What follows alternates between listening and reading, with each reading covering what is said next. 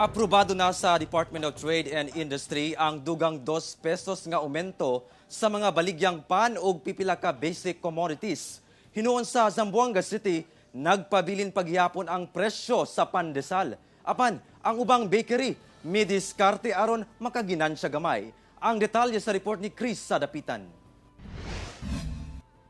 Naandan na sa mga Pinoy matagbuntag ang pandesal nga kapares sa pamahaw ug kape. Bihang gianunsyo sa Department of Trade and Industry nga dunay 2 pesos nga aumento sa suggested retail price o SRP sa pan sama sa loaf bread ug sa pandesal, nabalaka niini ang pipila ka konsumante. Ilabi na kang Marites Concepcion nga naanda na niya ang pagpalit og pandesal una mosulod sa trabaho. Mao jud pamahaw ninyo. Mao yung pamahaw. Kung magsaka pa ni. Depende sila ha kung ganahan sila mong palit. So, Ikaw kung kuan para dili na yung ko. Sakit na kayo sa bulsa.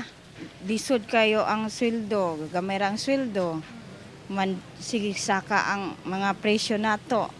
Nagpabilin nga 2 pesos ug 50 centavos ang presyo sa baligya nga pandesal niining bakery sa Zamboanga City. Apan sumala sa mamaligya ay nga si Gloria Wanillo nga kung sa una ang 2 pesos ug 50 centavos nga pandesal anaa sa 40 grams, karon anaa na lang sa 25 to 30 grams. Gani, mangita na lang kuno sila og laing paagi aron magpabilin gihapon sa 2 pesos ug 50 centavos ang presyo sa ilang baligyang pandesal. Kung dili namin mudungag og 2 peso, so adjust na pud mi sa among pandesal ani. Kay luoy pud kay mga parehas namong pobre nga taga-buntag pandesal ang ginakaon ana. So some of the manufacturers here in Zamboanga are experiencing also. Ang ginagawa nila just to meet yung price na within masa price, so they just reduce a little lang. But syempre as a consumer, we have also to consider para mabuhay din yung mga manufacturer natin.